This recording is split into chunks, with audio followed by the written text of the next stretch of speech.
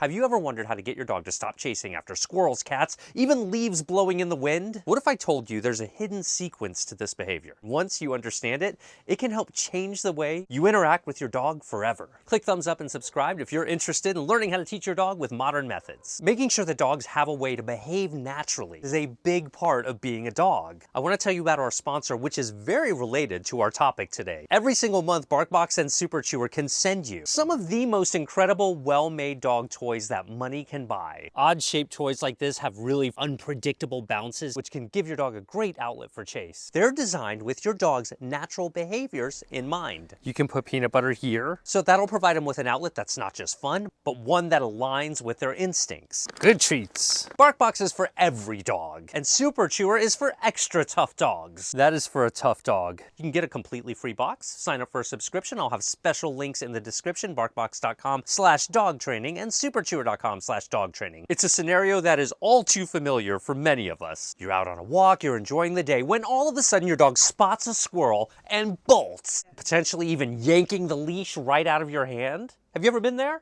Or maybe you go to let your dog out of the backyard, they spot a bird, and they are gone. It turns out that behaviors like this follow a predictable sequence. Understanding it is going to make training your dog not to chase every moving thing significantly easier. Today we're going to dive into the world of the predatory sequence. It's a series of behaviors that dogs and many other animals follow when they're on the hunt. And while our domestic dogs aren't exactly out there hunting for their dinner, these behaviors are still hardwired into them. And so they pop up in everyday situations. And I just want to say, as we talk about this today, I want to give a special thanks to Simone from Predation Substitute Training. I've learned quite a bit from her. I'll have her links below. The predatory sequence might sound like something out of a nature documentary, and well, it kind of is. It's made up of several stages. For example, scan, orient, eye, creep, chase, grab and bite, kill and bite, dissect, and consume. With our domestic dogs, the entire sequence is not usually completed. But if your dog is chasing another animal, they may attempt to bite and catch it. And in some cases, they might go all the way to killing and consuming as well. Most dogs will demonstrate various components of this sequence given the right triggers. And those could be certain sights or sounds or smells in a dog's environment. And when they encounter those stimuli, dogs might be motivated to chase that prey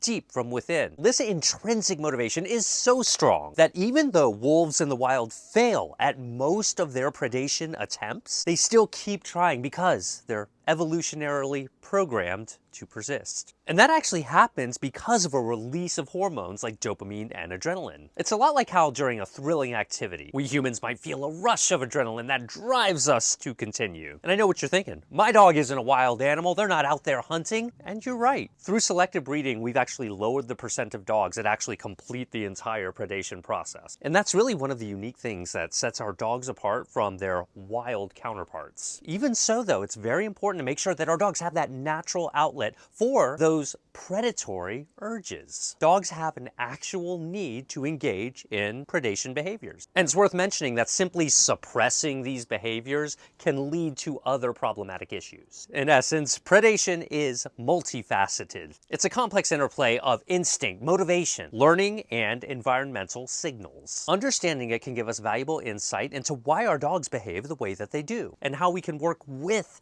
their natural instincts instead of against them. Recognizing the signs at each stage in the predatory sequence is crucial for managing your dog's behavior effectively. Now, I know you're probably thinking, Zach, this all sounds very intense. But if you've ever played fetch with your dog, they're exhibiting almost all of these steps. It's our responsibility to make sure that we are giving them regular outlets that are healthy ways to express elements of this sequence. Let's take a look at each stage of the sequence using the game of fetch as an example. First, scan or orient. Bree has a frisbee behind her back right now, and you might know it, but you can see how she's kind of aware of it, scanning, and then she promptly goes into that eye phase where she's really staring at it. You see that? This is the initial stage. This is where your dog is searching the environment. And once they spot something of interest, they orient towards it. You might notice that their ears perk up or their body might stiffen. Now we quickly graduate to the eyeing phase. Look at her using her nose, using her ears,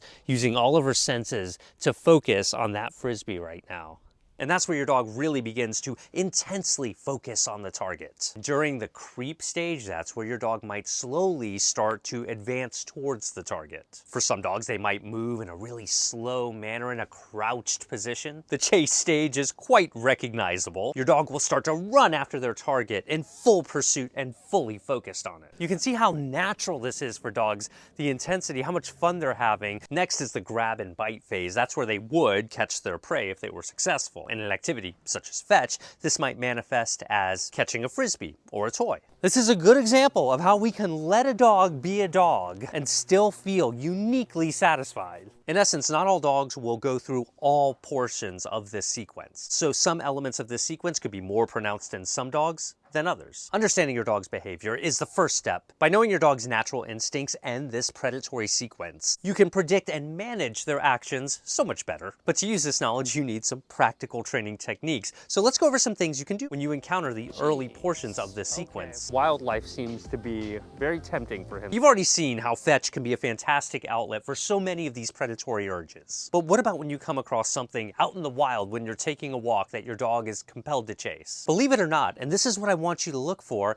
every time that you go on a walk, you're very likely to see elements of the predatory sequence. You'll notice on a walk how your dog may look ahead and check out all of the changing variables. Our strategy is not to suppress our dog's natural instincts. What we're aiming for is a safe and controlled way for your dog to express those instincts. Notice how she's looking around, checking things out. The cornerstone of our approach is going to be to meet our dogs halfway. It's only fair. And we do that by allowing them to actually engage with their interests on their terms to a degree, but also on ours. All right, let's consider this scenario. You're out for a walk and maybe your dog spots a bird, a deer, or even a moose in the distance. Got a moose down the road. When possible, ideally, you want your dog to stop and observe the animal at the appropriate distance, as long as they're under threshold. By threshold, we're talking about that point in space where your dog becomes too excited or too anxious to respond to things that they normally would find easy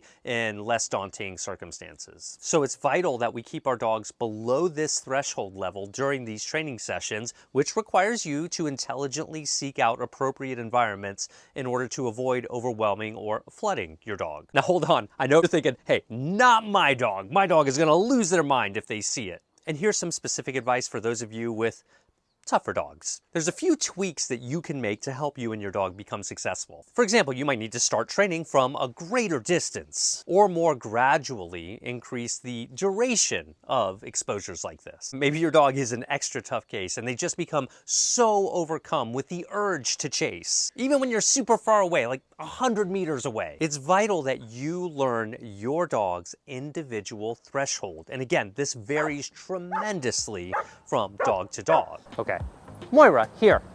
All right, see how she's completely tuning me out? That's always our cue. Too much. Let's go back and make it easier again. Once you understand this, the real training begins. Here's how. By allowing and permitting your dog to engage in the early stages of that predatory sequence, the orient, eye, and creep stages, and by preventing escalation to chase and the other stages we mentioned, you can maintain a balance between your dog's natural urges and their safety. See how she uses her nose so much? And I think there's a really good chance what she's smelling are the recent activities of other animals, whether they be small or large in this area, and she really likes to check it out. Yes. And every time she disengages like that on her own, I try to follow it up with something that she likes. Something's got her attention right now. This often happens here.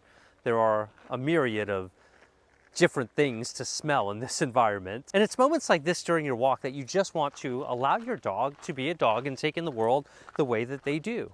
The goal is to wait for that natural disengagement. Yes, good job. That way they're allowed to experience that part of the predatory sequence in its entirety. And remember, you can satisfy those urges to chase and bite and shred in other, more acceptable ways, like fetch, tug of war, and other games. Let's say you notice a possible trigger in the distance, something that is really going to get this sequence going with your dog. Begin by observing that object from a distance where you and your dog can remain calm. Ducks are still there. They're quite patient. I'm gonna try to park her right about here as we get closer. The fact that she's ignoring them is... well, she was ignoring them.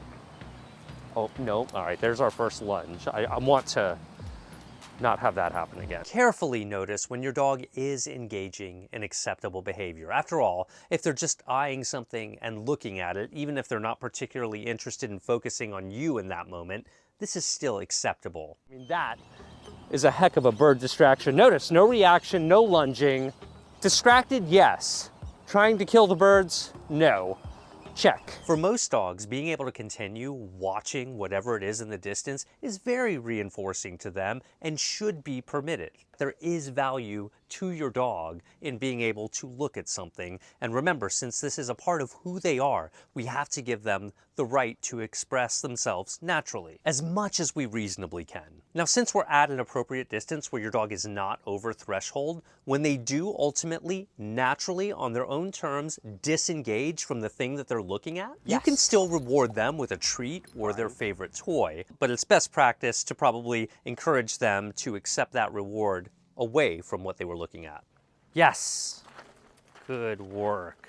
Let me really underscore here, the idea is to let them disengage on their own terms. So you can start to see how this will eventually lead to disengaging being associated with a whole host of benefits. And that'll reduce their urge to run after things and chase them in time. And that's what you want to see. Look, loose leash over here, walking away. Didn't have to pull her away. The predatory sequence, once a hidden mystery, is now a tool that you can understand and use to your benefit. Click thumbs up, subscribe to my channel to continue learning how to train your dog. Get a free extra month when you sign up for BarkBox or Super Chewer. I'll have special links in the description. Follow us on Threads, TikTok, Instagram, Facebook. If you want to get really into this topic, Simone from Predation Substitute Training has so much amazing information available. I'm going to have her links in the description below. We'll see you guys in the next video.